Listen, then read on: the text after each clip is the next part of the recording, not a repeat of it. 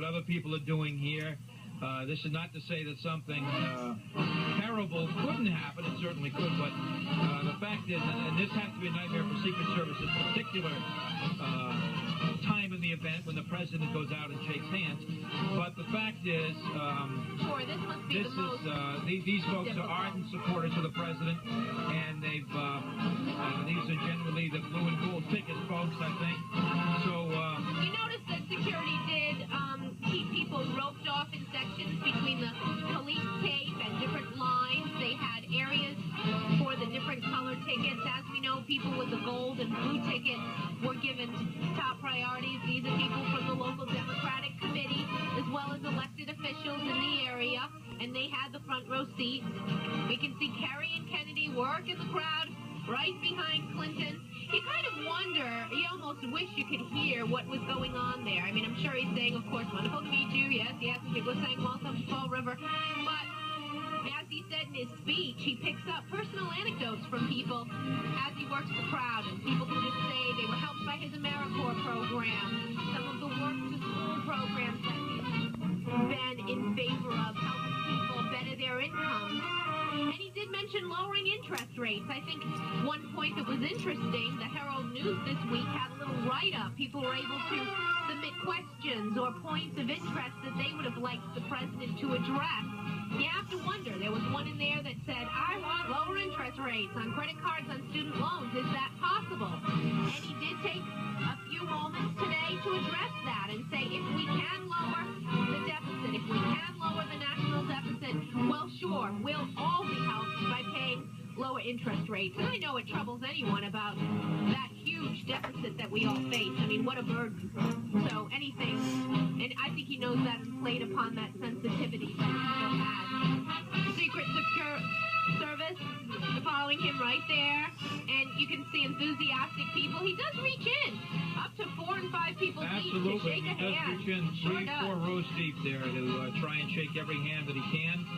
And as you can see, there is a tremendous number of young people there. Seem like young people anyway, who are there with baseball caps on, and they just want to shake the hand of the president. This is a tradition, really, with the Clinton camp. He does this at every campaign stop. And he, as we heard earlier, this may be something that perhaps the Clinton administration there gets a hug. How about that?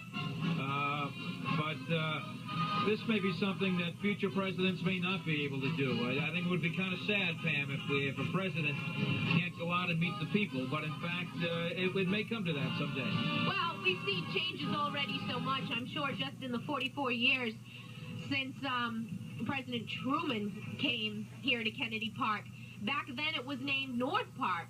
So let's realize that it was renamed Kennedy Park only after the assassination of President Kennedy. And sure, Jim, that definitely symbolizes what our country has gone through. We heard Senator Kennedy referring to how much his late brother would have appreciated what went on here today, this strong show of Democratic supporters standing in a park named after President Kennedy. And that was certainly a touching moment, I think, when we heard the senator talking about the feelings of his late brother when he saw so many supporters here. And Senator Kennedy referred to Bill Clinton not as a good president, not as a decent president, but as a great president, a great president. And he repeated that a few times. And, of course, the president adhered himself to folks down in our area, making reference to Portuguese Americans, asking the crowd how many Portuguese Americans were present. Jim. Kathy Assad, one of the neighborhood leaders in Fall River. David Alves. David Alves, the city councilor in New Bedford. JoJo Forts giving the president a wave. So we're seeing local faces that made it right up front and were able to meet with the president. I think it's probably a glorious moment for all of these people, and one that they have definitely been looking forward to.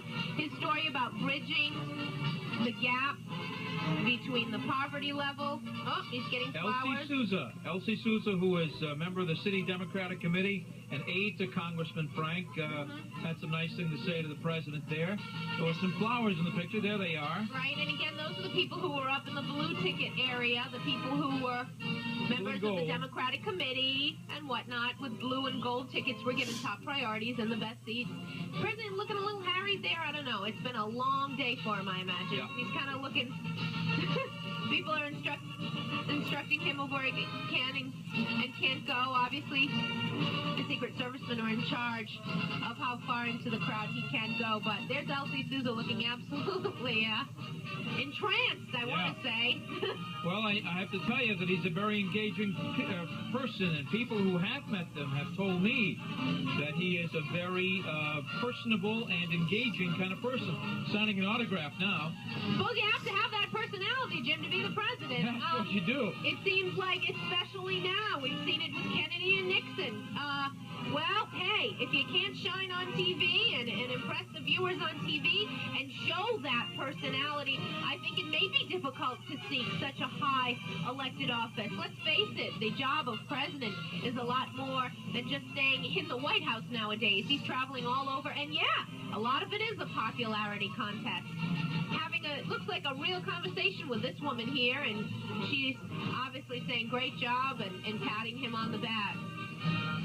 People are very enthused. I think it's a day we'll be talking about for a while. I'm curious to see the local newspapers tomorrow, the front page, and of course our news.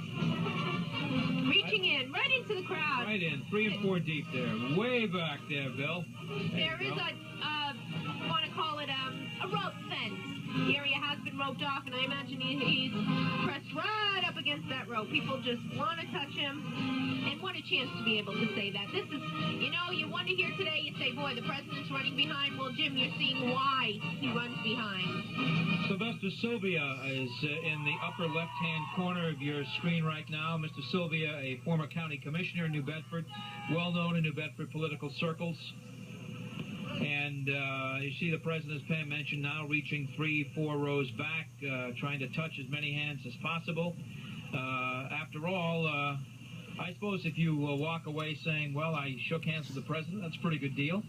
That makes, maybe makes the 6-hour wait a little bit worth it, Jim. Yeah, standing out here.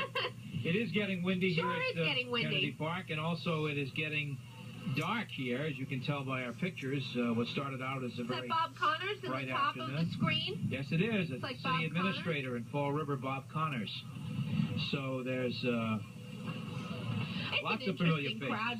There sure is. People you talk to that we interview on a regular basis, and it's interesting to see them all kind of converge on this one spot in Fall River that has really been the hub of the city. The general public in the red ticket area are leaving now. They started leaving a little early today, and that did surprise me, I have to say. I thought that most people would stay a little bit longer, but I think what does shy most people away from staying for the entire speech is, of course, the traffic and the crowd. Most of the streets are closed, and you weren't even allowed to drive down here, so these people do have a long trek home. I have to tell you, it seemed like the president was a little bit tired. The speech was low-key till about the last third, and then it picked it up a little bit. But he seemed a little tired. He'd done some traveling already today into Providence, as we had told you, and it's a long day ahead. There was some budget negotiations in Washington yesterday overnight, which he, I'm sure, was kept abreast of. So it probably has been a pretty long day for the president already, and he's still got much more to go. That's right. Absolutely. He is, of course, heading to Boston, and he's going to be flying to Boston on a helicopter.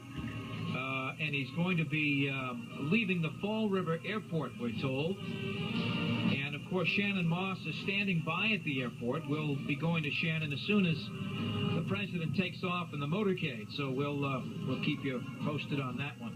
But as you can see, the president is now talking with, I'm not sure if it's an older person, wheelchair person who uses a wheelchair. Obviously an elderly woman who's unable to stand up for whatever reason, but he did take a few moments longer than he spent with other people, I think, to talk to her and hear her story. And perhaps when he's plugging away in other cities, he'll use a few anecdotes from Fall River, as we heard anecdotes today on his stop in Texas recently. people really just want a glimpse and hopefully a handshake. I think it's amazing when you just see this, Jim. You're so used to seeing it on TV as he visits other cities. It's funny to say that here we are, and it's our turn. Well, you see this shot frequently on C-SPAN and CNN, and it happens all the time, and you kind of take it for granted. Sure It do. happens in your backyard, though. It's kind of special. Sure do. I think there's not a person today who hasn't